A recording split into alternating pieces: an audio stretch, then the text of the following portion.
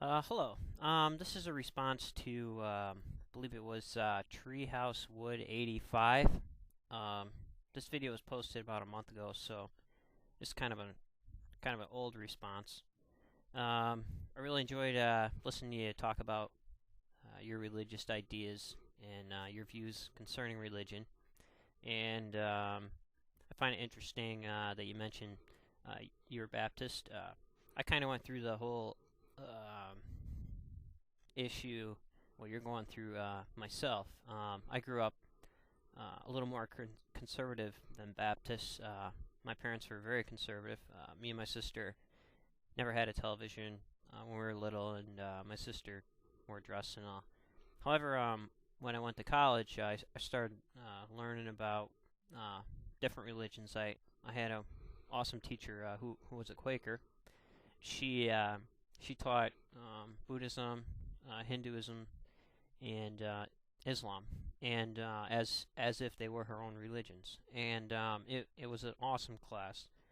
We got to read some of the texts, and it was there that I found probably one of the best definitions out there on defining God, which was really interesting that I would find that not in the biblical texts, but in the Upanishads. And I started reading a lot about mythology and anthropology, and how myths and religion and archetypes intertwine to bind communities and people and ideas and to give them identities. And I went through the whole disillusionment um, because I viewed my my church as a fundamentalist church. That was when I quit. I realized I was a fundamentalist, and I started reading everything I could about that. So my suggestion would be to read all you can and start building a library until you find something that um, suits you or speaks to you or directs you in some way, and that you can actually feel comfortable in and enjoy. Um, I recently came back somewhat to the faith of my parents, not as conservative. I guess I would somewhat be Baptist, even though I don't hold all the conservative views, and I still read other religions and study pretty much. Right now, I'm going through studying ancient Near Eastern texts as they relate to the Psalms, and what I had to do was, if I chose to read Jewish literature, I had to read it as that, because I realized that my conservative ideas in the New Testament era and the theology that I learned was getting in the way of learning how the Jewish people really wrote, or how the Islamic community really wrote, or the or how Buddhism really was meant to be read. And if you take all those ideas and preconceived notions even before you read these texts, um, it ends up skewing things to a desired um, outcome, which has been done for centuries. People have attached Bible verses to almost everything, and I've learned to realize that some of those things aren't as legitimate as others, and it's kind of humorous to see people use that kind of technique in order to validate what they want to get across or what their message is supposed to be. You hear it almost in every sermon at church. At any rate, I think that if you start building a library, you start appreciating these really old religious texts. Just read them as documents and not as religious material, and then look into how these people viewed their gods and how these different societies and rule codes and ideas of rituals were formed and why they were formed. You start to get a picture of the importance of religion and religious ideas.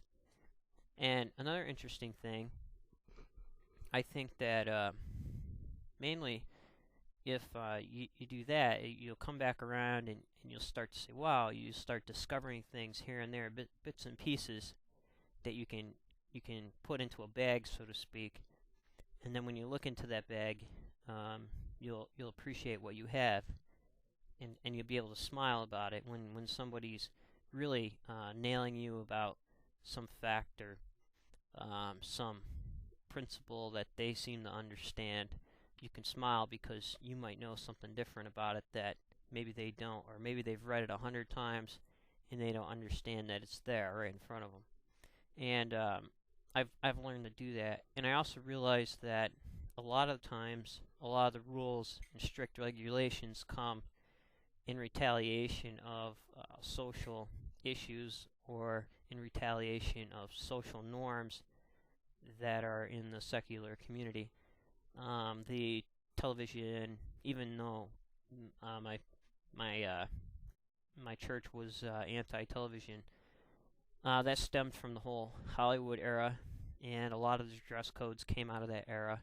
So previous to that, they never had any of that. So a lot of the theology changes as it evolves, and I think that as the some of the issues that you mentioned comes more into the mainstream, people will be more accepting of, and then they'll be looking back possibly and laughing about it. I think that definitely the Christian conservatives need to be more tolerant, because if you're in a government position, you also have to take care of the people that disagree with you, and sometimes they don't like to do that. Um, and I think people need to start to talk to one another and just be able to understand and learn about one another. So I would suggest reading maybe some books by Joseph Campbell, Power of the Myth, and get the Masks of God series by Joseph Campbell. He goes through a lot of mythology, Greek mythology, and a lot of primitive mythology, and possibly even get the book The Golden Bough, which talks about magic and religious customs, and how through different societies the same technique is used, and how they're all put into categories, and start thinking about it as being a bug from the outside the ball looking in. And if you remove yourself from that sort of situation and you're looking back on it, you can better analyze it because you're not involved and in the midst of it. And you can still interact with it, however, you don't need to get caught up, because then you can make the decision, which is why I won't join any church, because if some of their ideas and rules are against what I believe personally, I won't join. But in essence, if you're going to join, you can't bring a football to a basketball. You know, if you're going to be in it and you're going to wear the jersey, then, you know, they expect you to do all these things. And so that's why I don't really sign on, even though I have some common beliefs. So I've learned to appreciate the biblical texts a lot more since I've been out, and a lot of other texts, Akkadian texts and Hittite texts and Babylonian texts. I read a lot of the Ugarit cuneiform findings, and it's been very interesting to see how all those interrelate. So the Israelis were had a interrelationship. That's not the word.